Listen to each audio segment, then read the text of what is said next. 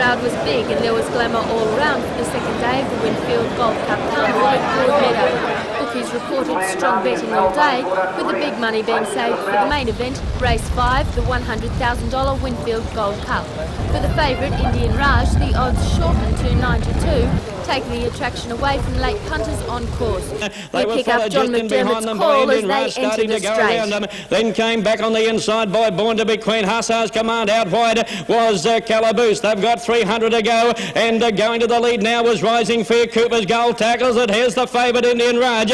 On the outside, Bo Jacob running a bit of a race. Over on the inside is Born to be Queen, followed by Lancelot of Hussar's Command and Mr. Tasman, but 200 to go. And in full flight, Indian Raj race to the front. In second place, Cooper's Goal, Rising Fear and Born to be Queen. But Indian Raj is going to be too good in the Winfield Gold Cup and punched out by Cassidy. Indian Raj a length on Cooper's Goal, third Born to be Queen. A jubilant Jim Cassidy on Indian Raj returned to the winner's circle. Trainer Brian Mayfield-Smith said Indian Raj's strong run over the distance showed he was right on target and would be hard to beat in the Caulfield Cup.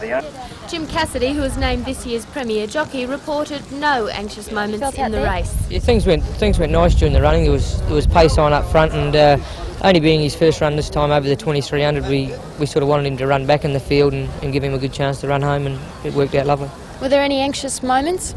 Well, not really. I got a good sort of card along to go up towards the leaders from about the 3 to the turn, and from then on it was just hopefully there was nothing coming home stronger than me, and he went to the line to win a good length, and we're delighted. For a moment you might...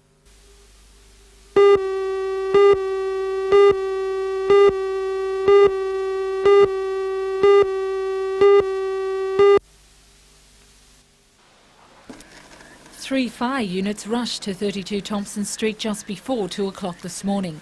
19-year-old Pia Edquist was woken by her son coughing in his bedroom. She discovered the lounge room was on fire and alerted 21-year-old boarder Danny Nolan.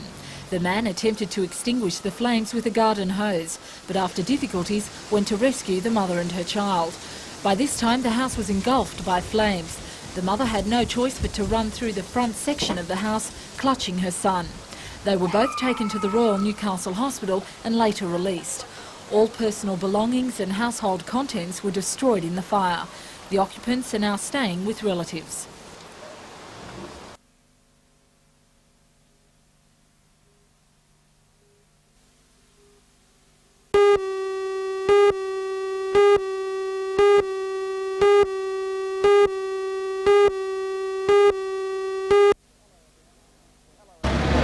Hello everyone, I'm Mark Warren. Tonight I'll be reporting on a plan by Coles to withdraw its business from the regional markets here at Sandgate, a move which could cost the markets upwards of $70,000 a week. Join Ray Dunny and Anna Manzoni for all the news tonight at 6.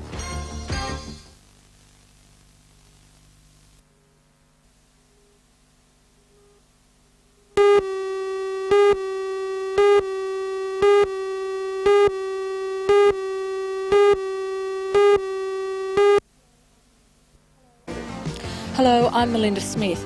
Behind me lies the remains of a house which was completely destroyed by fire in Charlestown in the early hours of this morning.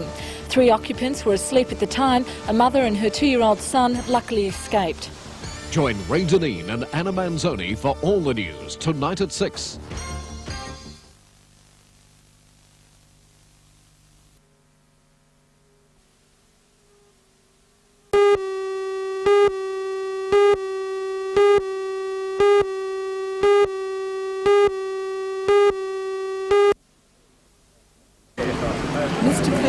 Cessnock today to open a $160,000 tourist centre. Cessnock is just the type of place Mr Cleary wants to include on his list of possible tourist development sites he'll be taking to Japan later this year.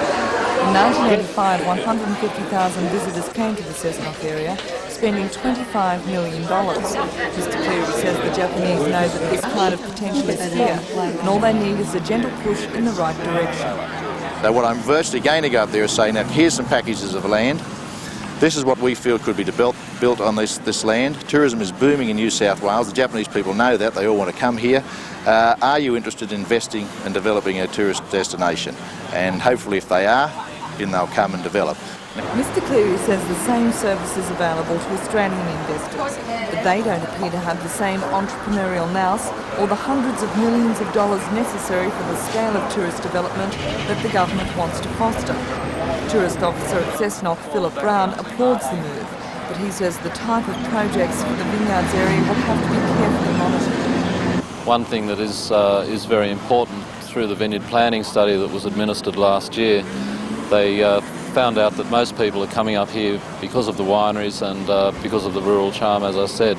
So it would be, I think, fairly important to maintain those aesthetic values in future development in this area.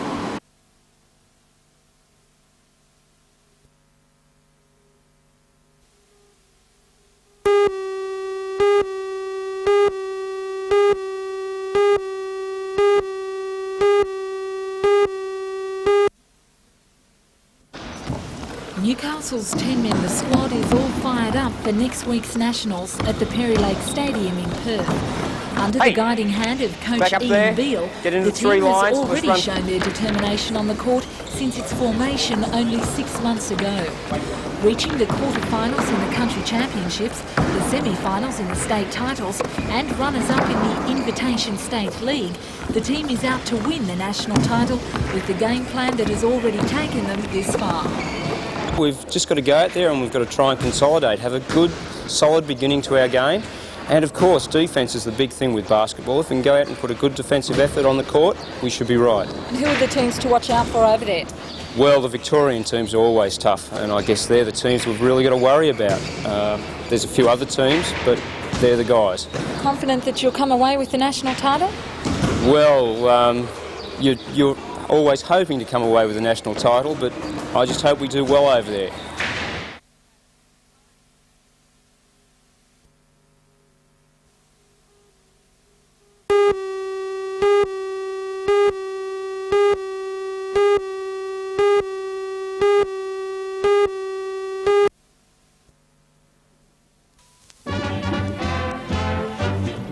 Today in Country Report, a well-known Dungog grazing family bows out on a high note. We look at the wilderness issue from the loggers and the off-roaders' points of view. New look cool wool fashions from Beltrees and American farm art, a blooming success.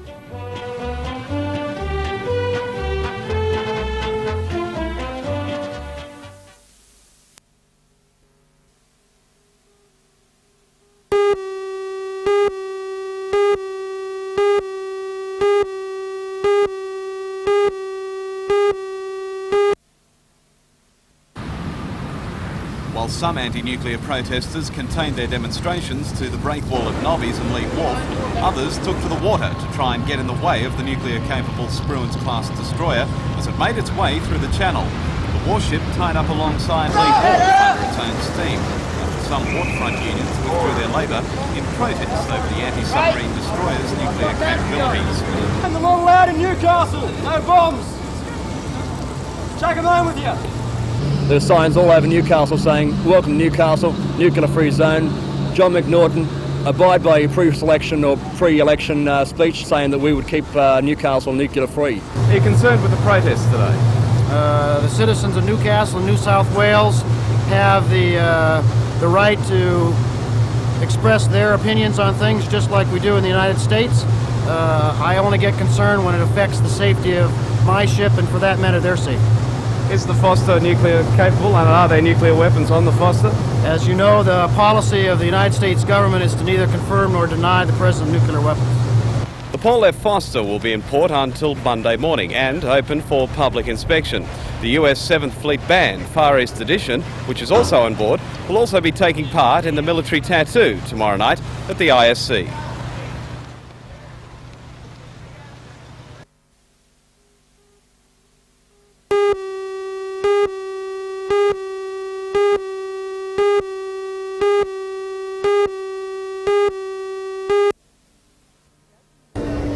The opening represents a slight change to the tradition in Cessnock, where the community has had to help itself. Throughout the years, the miners and railway workers made contributions to the hospital to ensure that it was well equipped, and now the state government has shown that it's willing to maintain that commitment.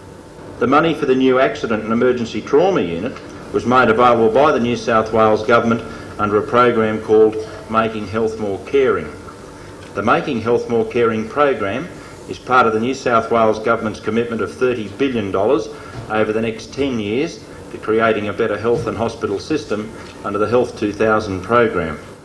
Mr Anderson also announced that the new regional hospital boards will assume responsibility on October 1st. Before being He says the new boards suffered will work life-threatening towards illnesses rationalising the such hospital as cardiac system in the arrest. state with an aim to eliminating wasteful duplication to of build new services. facilities, and I shall shortly be announcing the successful applicants to the Northumberland Board who will serve with the already announced Chairman-designate, Mr Noel Mitchell. I should say that the quality and quantity of applicants for the Board's memberships is testament to the enthusiasm with which the public has welcomed the Government's new health initiatives. The upgrading of facilities at Cessnock District Hospital include the relocation of the Central Sterile Supply Department, renovations to the operating theatres, recovery wards, the pharmacy and the radiology units, as well as the new real-time ultrasound unit. Mr Anderson says the project has required a deep community involvement, and the people of Cessnock should be proud.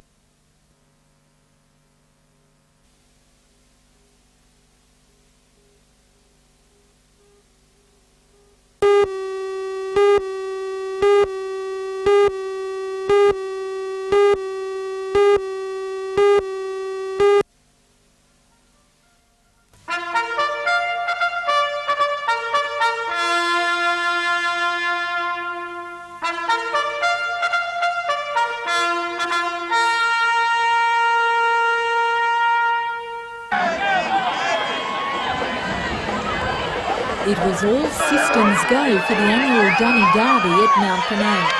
Organised by the Apex Service Club, all proceeds will go towards the club's Fine Arts Award. Although appearing slightly flushed at times, controlled motions was the order of the day for the 19 entries. The lineup of mobile dunnies came under a strict steward's inspection before taking part in the derby.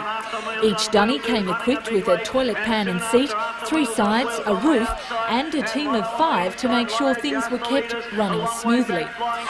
With the odds high and the favourites tipped to take out the derby, it was obvious that some teams needed more toilet training. Despite the odd cry from a few homeless redback spiders, all in all, it was a lulu of a day.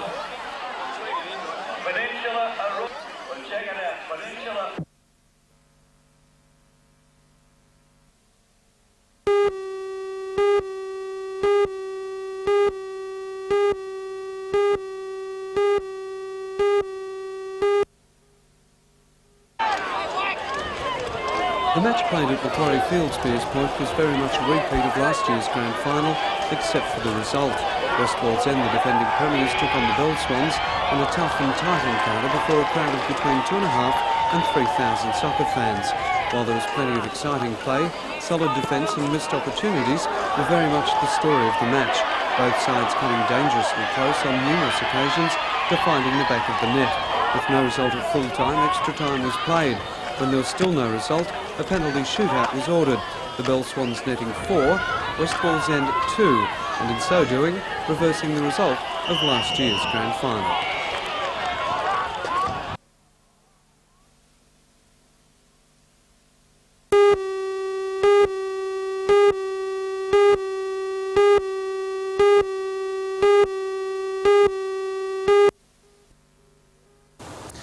Appearing before the court today was 22-year-old Joseph Kara, of no fixed address but formerly of Newcastle. He's been charged with the murder of a man in Melbourne on July the 18th. Police allege he fatally stabbed John Athanasopoulos outside Bojangles Disco in Melbourne. He was picked up in Newcastle on the weekend. Police were tipped that Kara was expected on a train from Sydney at Broadmeadow Railway Station. With the help of railway detectives, he was arrested and charged with the Melbourne murder. Today, Melbourne homicide detectives arrived at Aero Pelican to begin extradition proceedings. Detective Sergeant Landy and Detective Senior Constable Penno will seek Kara's removal to Victoria when he reappears in Newcastle Court tomorrow. They will allege that Kara was one of 6 men who attacked the 25-year-old victim, who died half an hour after the knife attack.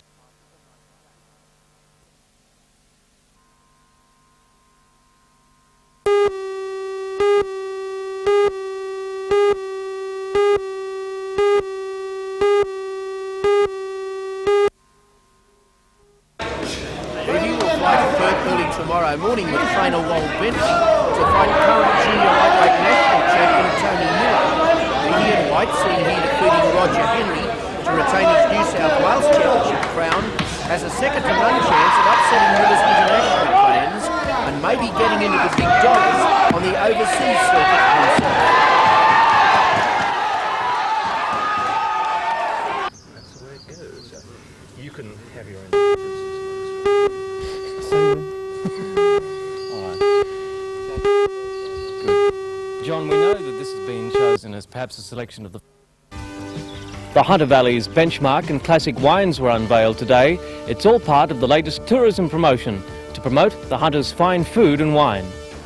Join Anna Manzoni and John Church for all the news tonight at 6.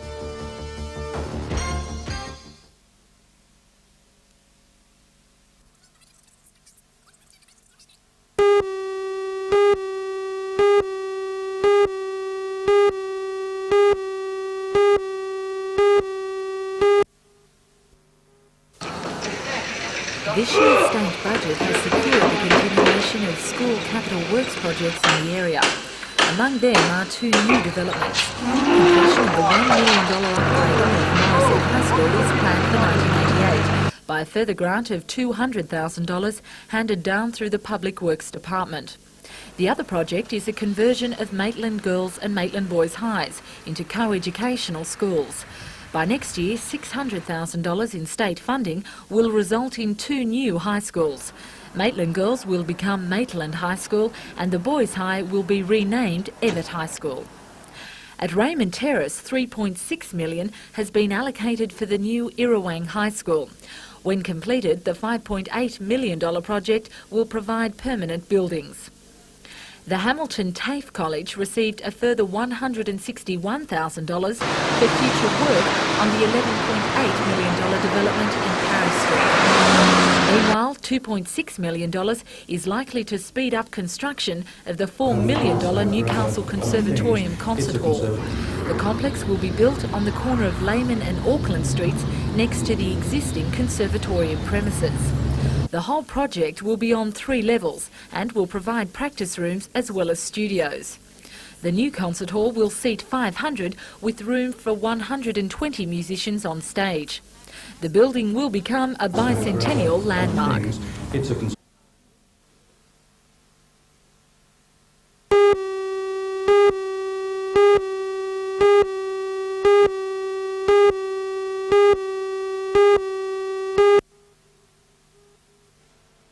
In tonight's news, a report on a daring robbery at the Awaba State coal mine west of Toronto. 3 men armed with a sawn-off shotgun and a revolver made off with the weekly payroll. Their abandoned getaway car was found near the mine. The men, described by police as armed and dangerous, are still at large. Join Anna Manzoni and John Church for all the news tonight at 6.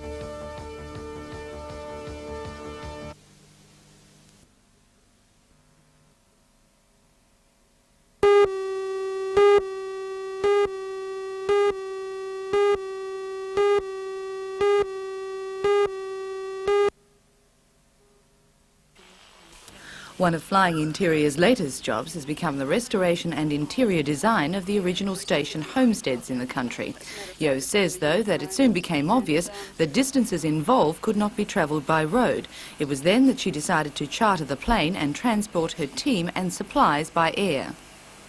Flying Interior started 3 to 4 years ago with an idea. I was driving home and Mrs Higgins at Gloucester said, that other country ladies would like this service, and I couldn't drive any further in one day and be home for David. And so at 2 o'clock one morning I just sat bolt upright in bed and thought, no, Yowie, you just go and fly. So that's just what we've done. What about future plans for the company? Yes, we open an office in Brisbane next week. And then we're off to Melbourne, opening an office there.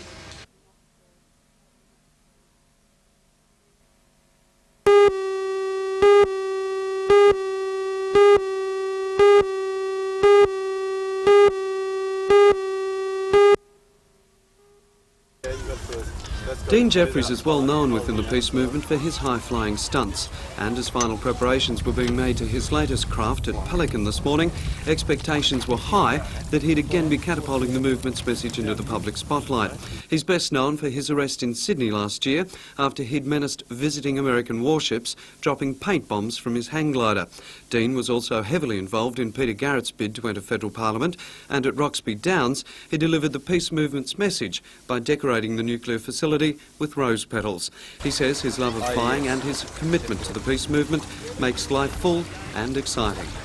Well, it's novel. It's something I've just found is my forte. I like flying, and I really care about the future of this planet, and I felt like I could combine the two and let the rest of the world and other people know that I'm a part of one of the Australians that don't really appreciate these nuclear death ships coming into Australian ports in peace times especially. And so Dean readied his motorised hang glider come flying boat for takeoff, and his nervousness about its aerial debut proved more than warranted. As the sceptics looked on, he opened the throttle, and then to everyone's surprise, it nosedived. Get that on film, that'll be great. Luckily, the tide was coming in. Soon he was drifting up the Spencer Channel, and a small armada of rescue craft was launched. No major damage sustained, Dean says he'll try again after a few modifications. And if anything, he'll probably be more determined than ever to show the visiting Navy warships and the people of Sydney just what he thinks of nuclear weapons and the threat they pose to the world.